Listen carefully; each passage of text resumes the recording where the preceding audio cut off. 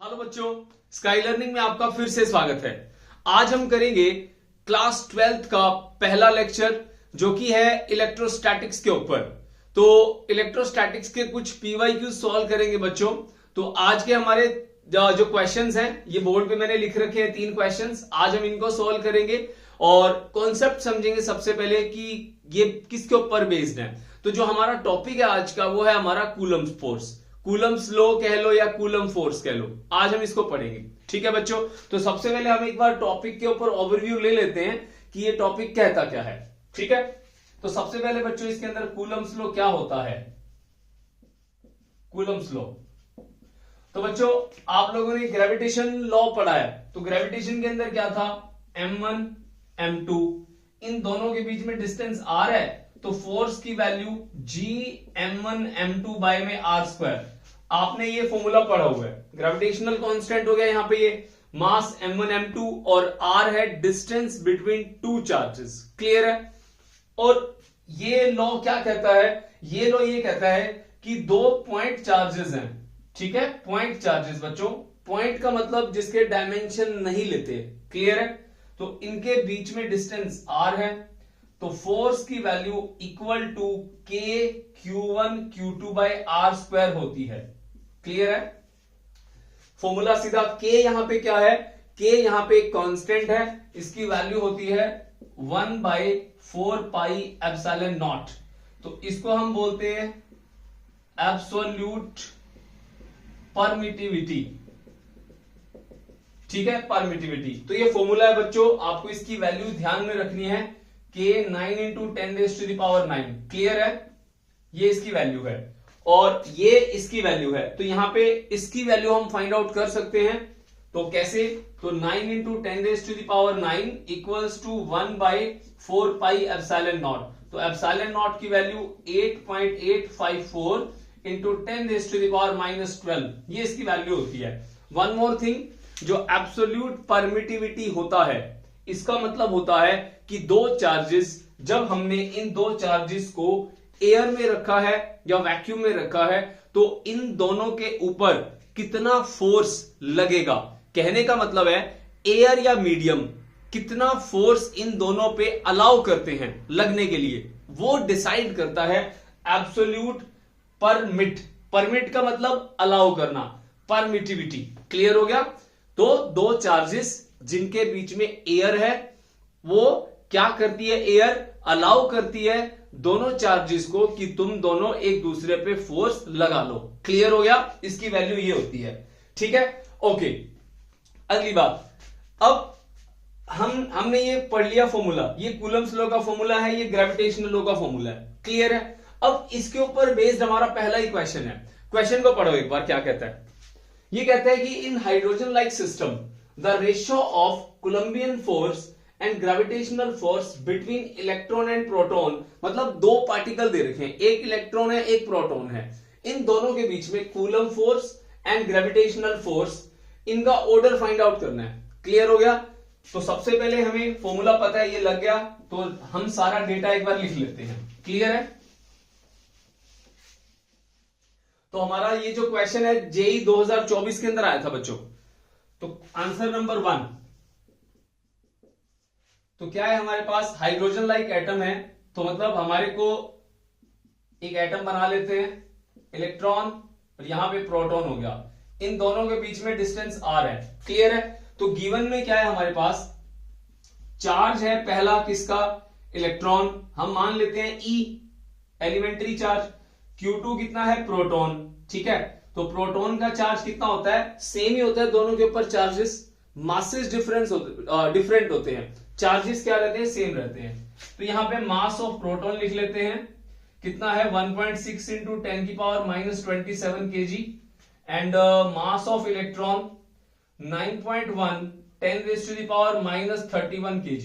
Clear है। Okay, अब इन दोनों के बीच में ग्रेविटेशनल फोर्स कितना होगा और इलेक्ट्रोस्टैटिक फोर्स कितना होगा। Gravitational force Fg, G m1 m2 divide by r square. Clear है। ये हमारे पास क्या हो गया, ग्रेविटेशनल फोर्स हो गया। इसकी वैल्यू कितनी हो जाएगी, Fg equals to g into 1.6 into 10 की पावर माइनस 27 इंटू 9.1 इंटू 10 की power minus 31 divide by are का स्क्वायर। क्लियर है? मैं एक बार जी की वैल्यू ओपन नहीं कर रहा, ठीक है, जी की वैल्यू लिख देता हूं 6.67 into 10 raise to the power minus 11। Clear है? ओके, अब इन दोनों के बीच में डिस्टेंस r है और k की वैल्यू हमें पता है 9 into 10 raise to the power 9 होती है। फोर्स का फॉर्मूला क्या होता है? k q1 q2 बाय में r स्क्वायर। क्लियर है? तो ये क्या हो गया हमारे पास? कोलंबियन फोर्स कह लो या इसको इलेक्ट्रोस्टैटिक फोर्स कह लो, तो मैं E लिख देता हूं। क्लियर हो गया? अब इसमें ऑर्डर पता करना है, तो कूलम फोर्स मतलब Fe डिवाइड बाय Fg, ठीक है, Fe divide by Fg equals to, इसकी वैल्यू रखेंगे 9 into 10 raise to the power 9 into, इनकी वैल्यू सेम होती है तो E की वैल्यू होती है 1.6 10 की पावर माइनस 19 का स्क्वायर हो गया। क्लियर हो गया कैसे किया मैंने? E 1.6 10 की माइनस 19, क्लास 10th में आपने पढ़ा होगा इसके बारे में, चार्ज ऑफ 1 इलेक्ट्रॉन। क्लियर है? Divide by R square divide by ये वाली वैल्यू नीचे लिख दो 6.67 into 10 raise to the power minus 11 into 1.6 into 10 की पावर माइनस 27 और 9.1 into 10 raise to the power minus 31 और डिवाइड बाय आर का स्क्वायर। क्लियर हो गया? ये वाली टर्म एक है, ये वाली टर्म एक है, दोनों को डिवाइड करोगे रेसिप्रोकल हो जाएगा, आर से आर कैंसिल हो जाएगा, आर से आर कैंसिल हो गया। क्लियर हो गया? अब उस टर्म को दोबारा लिख लेते हैं। क्लियर है? Fe divide by Fg equals to 9 into 10 raise to the power 9 into 1.6 into 1.6 into 10 raise to the power minus 19 का माइनस 38 हो गया, दो बार लिखेंगे तो, और divide by 6.67 10 raise to the power minus 11 into 1.6 into 9.1 into minus 27 और minus 31 10 raise to the power minus 27 into 10 raise to the power minus 31। Clear है? ऐसी कैलकुलेशन को सॉल्व करने के लिए सबसे पहले 10 की पावर को सॉल्व करना, 10 की पावर को ऐड करा लो यहां पे माइनस माइनस और ये वाली वैल्यू, और इसके बाद इसको उठा के ऊपर ले जाना। क्लियर है? Fg और Fe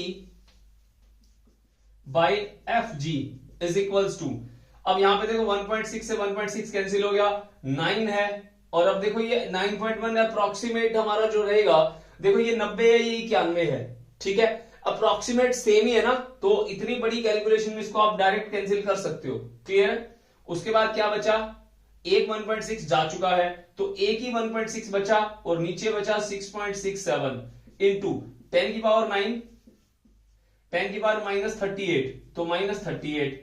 क्लियर है यहां तक? उसके बाद यहां पे 10 की पावर 11 माइनस में 27 और 31 सारी ऊपर जाके प्लस हो जाएंगी इंटू 10 की पावर कितना हो गया? माइनस का प्लस 11 इंटू 10 की पावर 27 इंटू 10 की पावर 31। क्लियर हो गया ना यहां तक? जितनी माइनस में थी ऊपर जाके प्लस में हो गई, इन सबको जोड़ लो। क्लियर है? इसको माइनस कर लो, ये कितना बचेगा यहां से? 9 माइनस 38 ये बच गया हमारे पास। सोल्व कर लेते हैं इसको।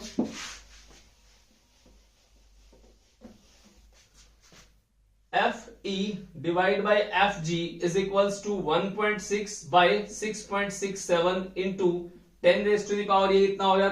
31 एंड 11 42 प्लस 27 उसके बाद माइनस 38 माइनस 9 ये आ गया हमारे पास 8 29 तो माइनस 29।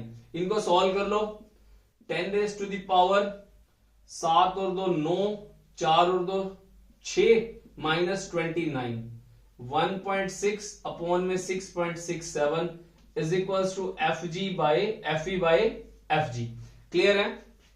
7 और 2 9 4 और 2 6 और 9 38 9 में से 9 गया कितना हो गया? 0 तो into 10 raise to the power 0 हो गया 40 1.6 इंटू 6.67 तो 10 की पावर 40 आ गया हमारे पास लगभग। अगर हम ऑप्शन देखें इसके अंदर 36 भी है 39 भी है, ये दोनों तो हमारे क्या हो गए, कैंसिल हो गए। अब 39 या 36 में से अब देखो ना, अगर मान लो मैं इसको 6.6 लिखता हूं फॉर एग्जांपल, तो यहां पे मान लो एक पॉइंट हटाया, क्लियर है। तो अगर मैं इसको इससे डिवाइड करता हूं तो 0 पॉइंट समथिंग आएगा ना, 0 पॉइंट समथिंग। तो अगर मैं उसको एक डेसिमल प्लेस आगे लेके जाऊंगा तो यहां कितना हो जाएगा, 10 की power 39 of the order. Clear है बच्चों, आप करोगे आपको यही मिलेगा, समझ में आ गया। तो हमारा ऑप्शन क्या आएगा, ऑप्शन नंबर सी। क्लियर है, समझ में आ गई बात। तो ये हमारा क्वेश्चन था बच्चों, जो कि कूलम फोर्स और ग्रेविटेशनल फोर्स का रेशियो था। जेई 2024 के अंदर ये क्वेश्चन आया हुआ है, समझ में आ गई बच्चों बात। ओके, अगला क्वेश्चन क्या है हमारे पास, ये थ्योरेटिकल क्वेश्चन है, समझने वाला क्वेश्चन है, थोड़ा सा इस पे दिमाग लगाना।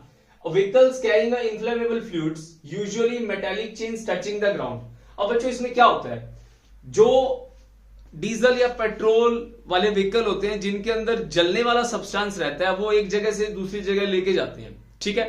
तो उनमें क्या होता है, जो पीछे ना एक चेन लटकाई जाती है, वो चेन क्यों लटकाई जाती है, हमसे ये पूछा जाता है। अब यहां पे क्या कह रहा है कि to alert the other vehicle, भाई किसी दूसरे व्हीकल को बताना है कि भाई मेरा ट्रक आ रहा है या मैं आ रहा हूं, क्लियर है। इट इज अ कस्टम, ठीक है, या फिर ये कोई एक तरह से रीति रिवाज है। और to protect the tyre from the catching dirt from the ground. भाई अब किसी ट्रक के ऊपर रस्सी लटकाना या मतलब चेन लटकाने से टायर पे मिट्टी लगने का कॉन्सेप्ट तो नहीं लग रहा ना, सोच के देखो आप एक बार। अगला क्या है, to conduct excess charge due to air friction to ground and prevent sparking. ये हो सकता है कैसे, अब सोचो, लाखों रुपए का तेल एक ट्रक में जा रहा है, तो एक चेन लटकाने से आपको क्या प्रोटेक्शन मिल सकती है, प्रोटेक्शन मिल सकती है चेन लटकाने से कि वो जो उसमें ऑयल है वो चिंगारी ना पकड़ ले। कैसे पकड़ सकता है, सोचने की बात है।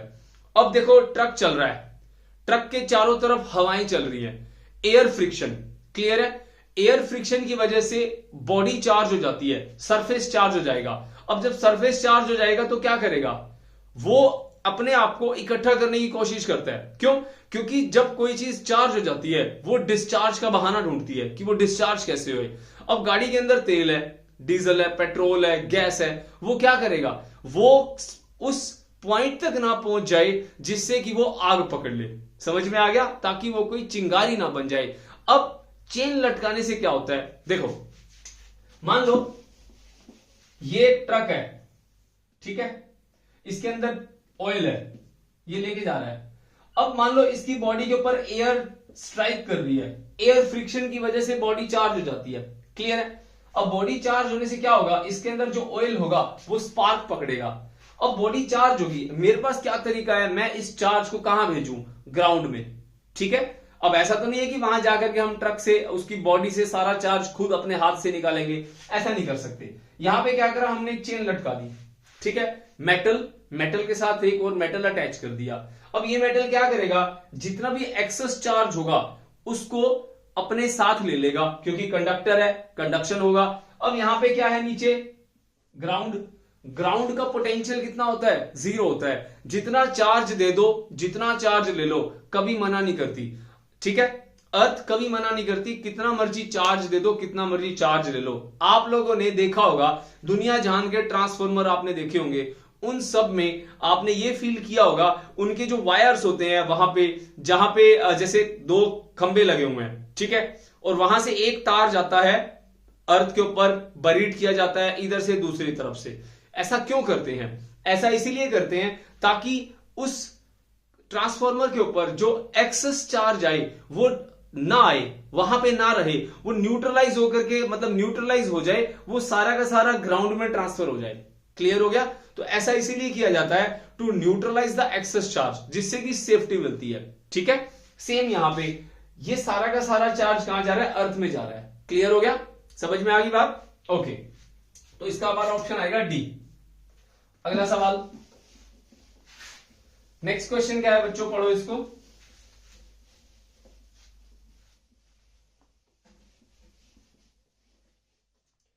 टू चार्ज कंडक्टिंग स्फीयर्स, हमारे पास दो चार्ज कंडक्टिंग स्फीयर्स हैं, ये स्फीयर बना लिया बच्चों, ये एक और स्फीयर बना लिया। अब यहां पे एक रेडियस ए है, एक का रेडियस बी है। अब चार्ज कंडक्टिंग है, इन दोनों को कनेक्ट कर दिया एक दूसरे से एक तार से। लो बच्चों एक वायर ले ली, दोनों को हमने जोड़ दिया। The ratio of charges of the two sphere, हमें चार्ज नहीं पता, मैं मान लेता हूं इस पे चार्ज Q1 है, इस पे चार्ज Q2 है। अब सोचिए देखो बच्चों, दो चार्ज्ड बॉडीज हैं, ठीक है, एक जैसे ये चार्ज्ड है, एक ये चार्ज्ड है। चार्ज की टेंडेंसी क्या होती है? चार्ज की टेंडेंसी होती है हाई से लो की तरफ फ्लो करना। क्लियर है? अब इसके पास Q1 है, इसके पास Q2 है, मुझे नहीं पता इसमें से किसके पास ज्यादा है, किसके पास कम है। ठीक है, मैं मान लेता हूं इसके पास चार्ज ज्यादा है, इसके पास चार्ज कम है, तो ज्यादा से कम की तरफ फ्लो होगा। क्यों? क्योंकि उसको अपने आप को स्टेबल करना है, अपने पोटेंशियल को सेम करना है।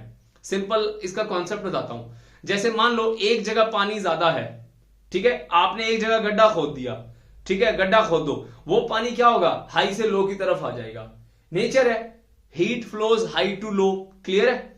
एंड जो चार्जेस होते हैं ये फ्लो कहां से कहां करते हैं, हाई से लो की तरफ फ्लो करते हैं। तो इट मींस एक का पोटेंशियल ज्यादा होगा, एक का कम होगा।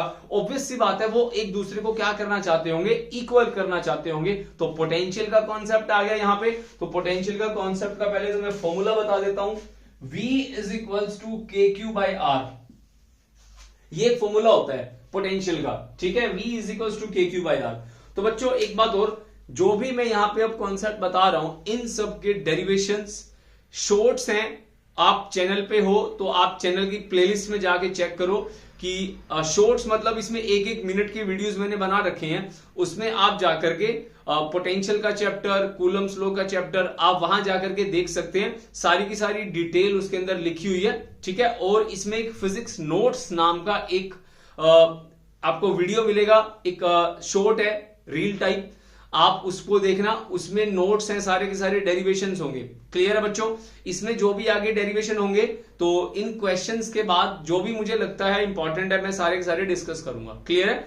अभी आप देखना चाहते हैं तो इसकी मैं इसकी डिस्क्रिप्शन में लिंक डाल दूंगा, तो आप उसको वहां से एक्सेस कर लेना।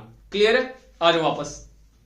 तो V is equal to KQ by R, इसका पोटेंशियल मान लेते हैं V1 है, इसका कितना है, V2 है। तो दोनों का पोटेंशियल सेम हो जाएगा, तब चार्जेस का फ्लो रुक जाएगा। ओके, तो V1 is equal to V2। Clear है? Ratio of the charges find out करना है। तो V क्या होता है, KQ1 बाई R। R कितना है बच्चों, A है, is equal to KQ2 divide by B। Clear है? K से K कैंसिल हो गया, हमें क्या करना है, हमें तो चार्जेस का रेशियो फाइंड आउट करना है। तो Q1 divide by Q2 is equal to A divide by B। लो जी, A डिवाइड बाई B, हमारा आंसर कौन सा है इसमें, C ऑप्शन। क्लियर है? समझ में आ गया? क्लियर हो गया? तो इसमें 2 डिवाइड बाई 1 नहीं करना। क्यों नहीं करना? क्योंकि ratio of the charges to spheres respectively. Respectively का मतलब क्या होता है, ऑर्डर कैसा चल रहा है, पहले नंबर पे कौन है, A है, दूसरे पे कौन है, B है। तो पहले वाला ऊपर, दूसरे वाला नीचे। क्लियर हो गया? अगर कुछ नहीं बोल रखा तो रिस्पेक्टिवली वर्ड को ध्यान रखोगे, नहीं तो वो तुम्हें बोल देता कि Q2 बाई Q2 मतलब Q2 बाई Q1 निकालो या Q1 बाई Q2 निकालो। समझ में आ गई बात? क्लियर हो गया? ओके, एक दो क्वेश्चन और करते हैं बच्चों। तो बच्चों अगले क्वेश्चन हमारा ये है, question number 4 and 5, same JEE 2024 के अंदर आए हुए हैं। तो बच्चों इनका कॉन्सेप्ट जो है वो थोड़ा सा अलग है। अलग मतलब एक नया कॉन्सेप्ट स्टार्ट हो जाता है। कूलम्स लॉ अब तक हमने जो पढ़ा वो था एयर में, अब ये है Coulomb's law in medium. Medium का मतलब क्या होता है बच्चों, इन क्वेश्चंस को हम पढ़ लेते हैं एक बार, ठीक है। क्वेश्चन नंबर 4 में देखो, 2 पॉइंट चार्जेस हैं, are placed in vacuum at R centimetre. Clear है? R सेंटीमीटर डिस्टेंस पे 2 चार्जेस हैं, उनके बीच में एयर है। दूसरी बात क्या कहते हैं, force between them when placed in a medium having dielectric. तो डाइलेक्ट्रिक का कॉन्सेप्ट 2 मिनट में एक बार समझ लेते हैं क्या होता है। देखो डाइलेक्ट्रिक क्या होता है, डाइलेक्ट्रिक एक मटेरियल है, इस मटेरियल का काम क्या होता है, इसके पास एबिलिटी होती है सरफेस पे चार्ज अडेप्ट करने की। कहने का मतलब है आप एक कोम्ब को रगड़ते हो सिर पे, जैसे ये मार्कर है, मैं इसको सिर पे रब करूं तो ये क्या करेगा, चार्ज हो जाएगा। Everybody knows about that. आपने एक स्केल को सिर पे रब किया होगा, पीस ऑफ पेपर को अट्रैक्ट कराया होगा। तो ये छोटी मोटी activities basically what is that force, that force is electrostatic force. Clear है? नाउ क्वेश्चन इज दैट अगर इन दोनों चार्जेस के बीच में, मान लो मैंने एक, ये मार्कर है,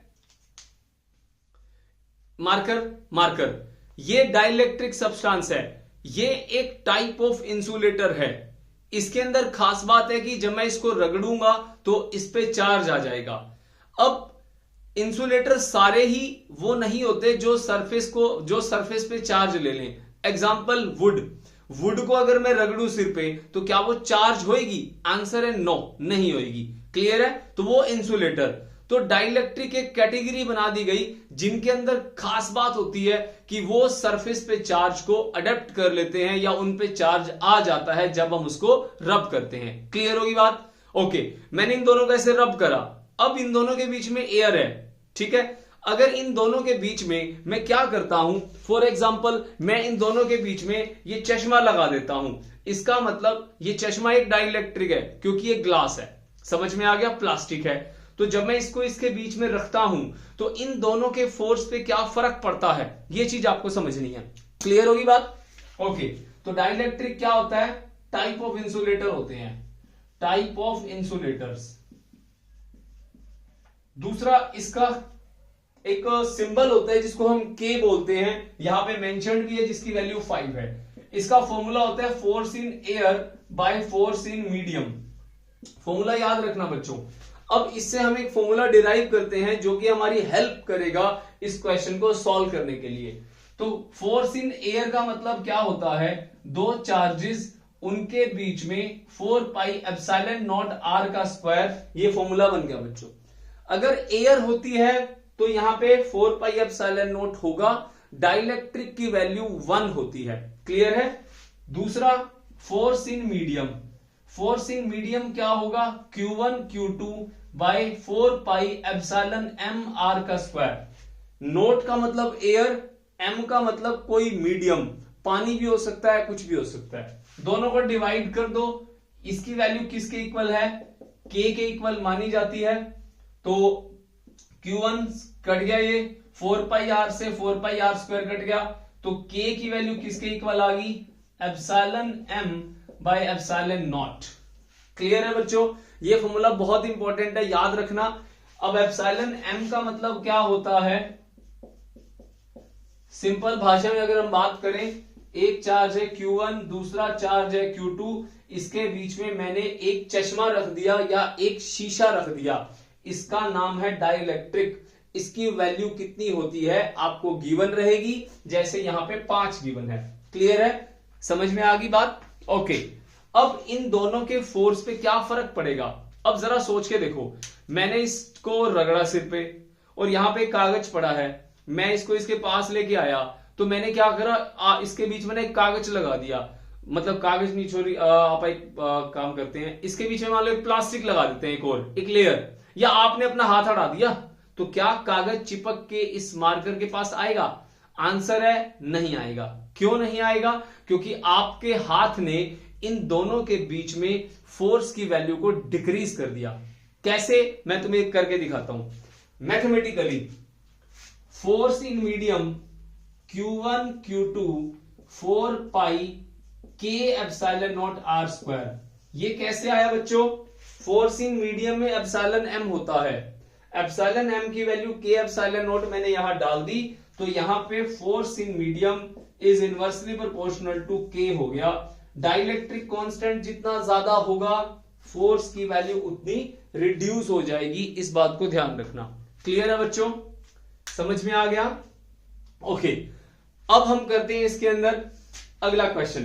डेरिवेशन समझ में आ गया ना क्या किया है? सबसे पहले force in air by force in medium, ये इसका डेफिनेशन है। फोर्स इन एयर की वैल्यू, फोर्स इन मीडियम की वैल्यू रखी, यहां पे नोट आएगा, यहां पे एप्सिलॉन m आएगा। अब जो कट रहा है उसको काट दो, आंसर आएगा ये। एप्सिलॉन m की वैल्यू K एप्सिलॉन नॉट होती है। इस फॉर्मूले को हम दोबारा लिखते हैं तो ये वैल्यू आ गई और यहां पे ये वैसे ना ये फॉर्मूला हमारा परफेक्ट फॉर्मूला है इसके लिए। क्यों? क्योंकि इस फॉर्मूले से ही ये एयर बनती है। मैंने बोला मीडियम एयर है तो के की वैल्यू 1 रख दो, याद रखना के की वैल्यू 1 एयर के लिए होती है। क्लियर होगी बात? समझ में आ गया? ओके, अब करते हैं अपना क्वेश्चन। फॉर्मूला याद रखना इसको, ठीक है? फॉर्मूला ध्यान रखना। तो क्वेश्चन नंबर 4 हमारा क्या कहता है, तो इसको करेंगे solve. Answer number 4, 2 point charges. Okay, case बना लेते हैं बच्चों। केस 1, 2 पॉइंट चार्जेस है Q1 और Q2। Q1 Q2 इनको r सेंटीमीटर की दूरी पे रखा गया है, वैक्यूम में रखा है बच्चों, तो यहां वैक्यूम लिख दो। क्लियर हो गया? जो जो बोलता है वो लिखते जाओ। फिर क्या कहता है, इन दोनों के बीच में जो फोर्स है ना उसकी वैल्यू F है। तो हम पहले एक बार ना फॉर्मूला लिखते हैं, 1/4 pi epsilon naught Q1 Q2 by R square. तो इन दोनों के बीच में R की दूरी है, ये F आ गया। चलो इसको इक्वेशन नंबर 1 मान लिया, जनरल फॉर्मूला है, एयर है बीच में। ओके, फिर कहता है force between them placed in medium having dielectric constant 5 and distance r/5। Case 2 Q1 Q2 distance r/5, ठीक है, और दोनों के बीच में फोर्स नया कितना होगा, और डाइलेक्ट्रिक कांस्टेंट डाल दिया बीच में, के वैल्यू है 5। तो इसके लिए क्या होना चाहिए, फॉर्मूला पता होना चाहिए। फॉर्मूला क्या होता है फोर्स इन मीडियम का, 4 पाई के epsilon naught Q1 Q2 by R का स्क्वायर। ये फॉर्मूला होता है, जो वैल्यू दे रखी है पुट कर दो, इसको F' मान लो क्योंकि नया फोर्स निकालना है। R को R/5 पुट कर दो, कर देते हैं जी। तो F' 1/4 pi 5 epsilon naught Q1 Q2 R square by 25। तो इसको थोड़ा दोबारा लिख देता हूं मैं, R/5 का स्क्वायर। अब सही है, R/5 सही है, डायरेक्ट नहीं करता। तो R/5। अब बच्चों इस स्टेप को दोबारा लिखते हैं। F' कितना आ गया, F' आ गया बच्चों 1/4 पाई एप्सिलॉन नॉट, और नीचे 5 आएगा, और Q1 Q2 divide by R का स्क्वायर बाय 25, ऊपर आ जाएगा बाय 25, 5 से काटा 5, तो F' आ गया 5 Q1 Q2 4 pi epsilon naught R का स्क्वायर। इक्वेशन नंबर 1 को देखो, जो ये टर्म है क्या यही टर्म है? यस, पुट कर दो। तो आंसर कितना आ गया, F' equals to 5 times of F, क्योंकि यही वैल्यू यही करनी है। समझ में आ गया? तो केस बना लो, इजी रहेगा। ऑप्शन है हमारा सी, डन। अगला सवाल पढ़ो बच्चों। नेक्स्ट क्वेश्चन क्या कहता है, अगर दो चार्जेस हैं Q1 और Q2 सेपरेट हैं एक दूसरे से डिस्टेंस d, जैसे जैसे लिखा है ना उसको आप अपनी नोटबुक में डायग्रामेटिकली बनाओ, जैसे मैंने ये बनाया है। क्लियर है? एक बार इसको ट्राई करके देखो।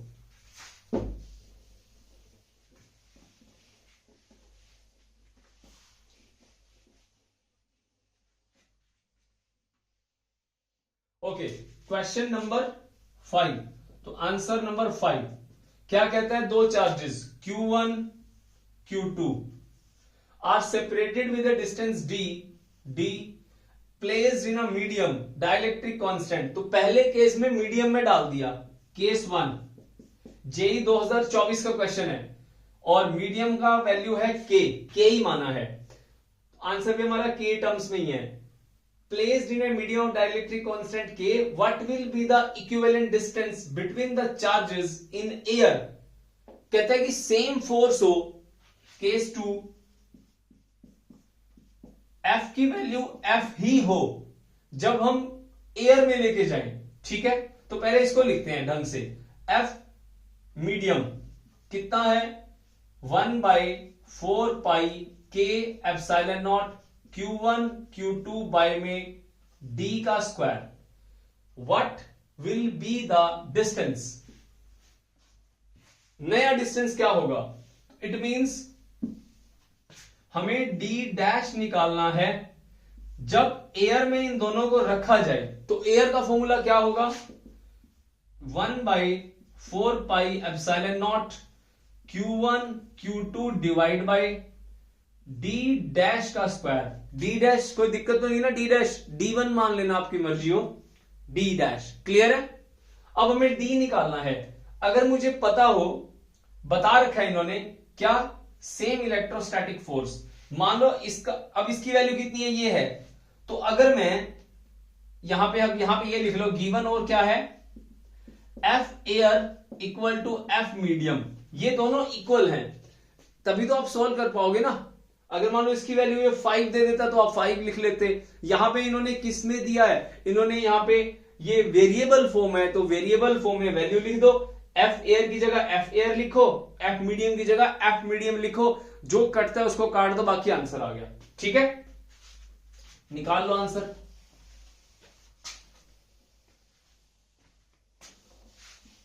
तो क्या आएगा आंसर हमारे पास? एफ एयर कितना है? 1/4πε0 Q1 Q2 by D dash का square, Q1 Q2 4πk∈0 D square. Q1 Q2 cancel, 4πε0 cancel. तो हमसे क्या पूछा है? डी डैश कितना होगा? डी डैश को यहां ले जाओ, डी डैश का स्क्वायर, ये दोनों को उठा के यहां ले आओ, के डी स्क्वायर। अब हमें डी डैश निकालना है, तो इसके दोनों तरफ क्या कर दो? स्क्वायर रूट कर दो। तो डी डैश की वैल्यू क्या आ जाएगी? d√k। Option number D. Clear है? समझ में आ गया बच्चों? इजी था। तो मेन आपको क्या सीखा आज आपने कि कूलम फोर्स क्या होता है एयर में, मीडियम में फॉर्मूला क्या होता है, ग्रेविटेशनल फोर्स के साथ रिलेशन हमने किया इसके अंदर। ठीक है, और एक पोटेंशियल सीखा। पोटेंशियल का फॉर्मूला आपको ध्यान रखना है। समझ में आ गया बच्चों? अब मिलेंगे अगले लेक्चर के अंदर, तब तक के लिए बाय बाय, टेक केयर, पढ़ाई करो।